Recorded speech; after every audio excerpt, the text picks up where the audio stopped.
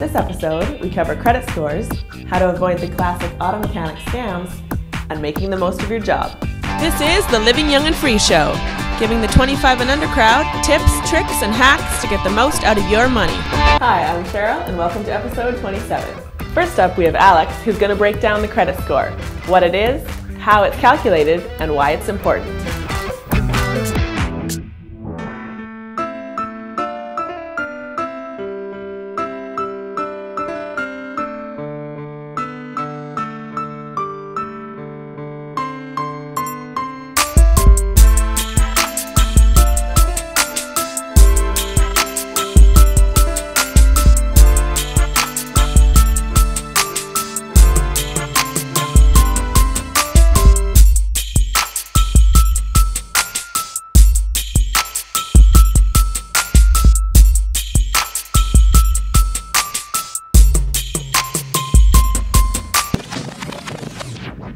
Hey everybody, Alex Oliver here with Young and Free Tennessee. Today we're going to talk about your credit score, its definition, purpose, importance, and the difference between the US and Canada when it comes to credit scores. Wikipedia defines a credit score as a numerical expression based on a statistical analysis of a person's credit files to represent the creditworthiness of that person, i.e. you, which is the likelihood that people will pay their bills. There's a few notable differences between the US and Canada when it comes to credit scores. The US will allow only one free copy of their credit report every year, whereas up in Canada, you can get as many free copies of your credit report as you like. The request is noted in your report, but it has no effect on your credit score. Also, Canadians are offered a government-issued free publication called Understanding Your Credit Report and Credit Score. Simply put, your credit score tells a potential lender or a landlord how likely you are to pay them on time. Credit bureaus like Experian, TransUnion, and Equifax calculate your score differently, but this is the general breakdown. 35% is based on payment history. If you pay on time, you have a higher score. 30% is based on outstanding debt. The less debt you have, the higher your score. 15% is based on how long you've had credit. Show a good history and you'll be considered a good risk. 10% is based on new credit. Starting new credit has a temporary short-term negative effect on your score. 10% is based on type of credit. What does this all mean? Low is bad, high is good. Just remember, never spend more than you earn. Alex Oliver signing out for the Living Young and Free Show. Back to you, Cheryl.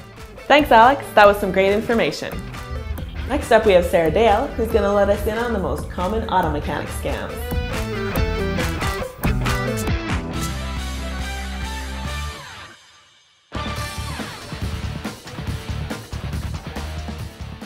Hey Cheryl, for most of us, a mechanic is a must if you have a car, especially for those that are unfamiliar with how their vehicle works. But that doesn't mean that we have to be completely ignorant about our car. I found a great article on bargaineering.com that talks about 5 common scams that mechanics will charge you for. Now, these are different processes that they'll put your car through that are really unnecessary. So if you keep an eye out for these, you can save a lot of money by not having them done. One service that is completely unnecessary is having your engine shampooed.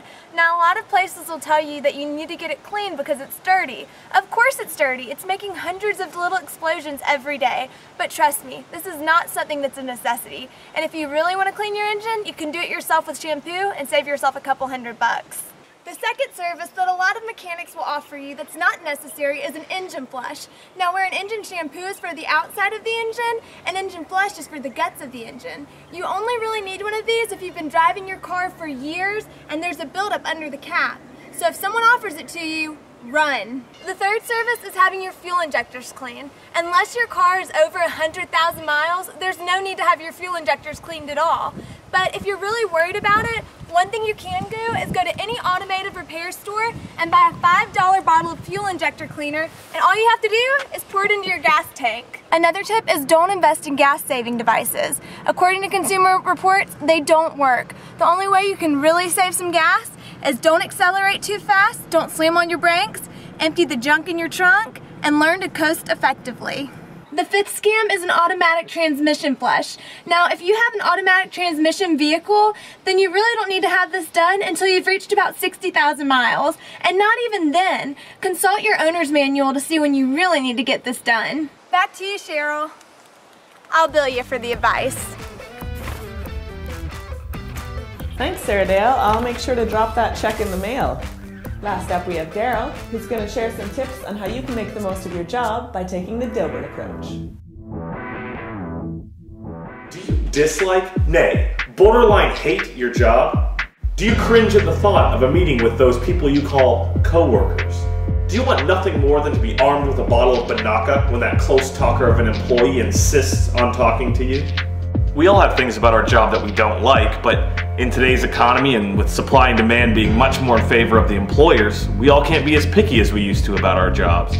Now I realize that we all can't be LeBron James or Jay-Z or Dora the Explorer for that matter, and that probably means that some of us aren't exactly happy with the current job situation that we're in, but when it comes down to the nitty-gritty, we should all just be happy that we actually have a job. Which brings me to the Dilbert approach to your job. Making the most of a less than ideal job situation. Now, how can this be accomplished? Easily. There's just 4 steps.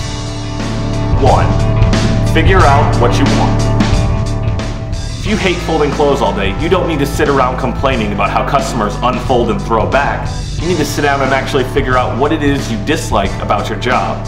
Once you do this, you'll be able to figure out what you are actually looking for in the job. 2. Expand your skill set. Stop coming home directly to your favorite lazy boy, munching on a hungry man and calling it a night. Work on your skill sets. Try making yourself more desirable to employers so that when the recession finally lets up, you'll have a much easier time finding a job. Try things like going back to school or taking some online classes. 3. Find a coach. Career coaches have become very common as of late. They will help you decide what direction you want to take your life and the necessary steps to do so. 4. Don't be that guy. Look at all the people that you dislike in your workplace. Then take all the qualities that you don't like about them and make sure that you do not exude them.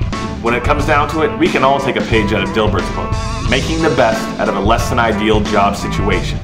Follow these 4 steps and you'll be well onto your way to a job that you really love.